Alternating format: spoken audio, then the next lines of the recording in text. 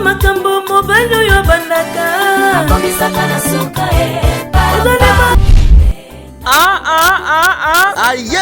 Aye lisusu Mama Esther Malela Londi Mama 100 jours Aye lisusu na terrain Yambala oyo eza suka na mama na likambo Yambala oyo ba demo ba zi problème Mama 100 jours azobwaka moto na kaya ba demo ezui Yambala oyo ekomba oyo atona na susi Zambe azopesa ye mwana Chômeur oyo alelakala Zambe azopesa ye musala Yoka yo moto ya mbasu bobola botutu réclamation elata yo yo moto ba limita yo mwana classe oyo zwaka te examen d'état yango yo yaka ozwa diplôme na yo famille bwakisa yo otona na ba souci yaka to bondela na mama yaka to bondela na intercesseuse mondiale mama ya bikolo mama ya mabota yende mama Esther Malela Londi mama 100 jours oyo abikisa ba américain oyo abikisa ba indien ba chinois bikolo nyonso to bengisi bino nyonso boya to pelisa moto a losambo efutaka oyo elekeli nzambe ya Malela Londi te yaka mon frère yaka ma sœur na bengisi yo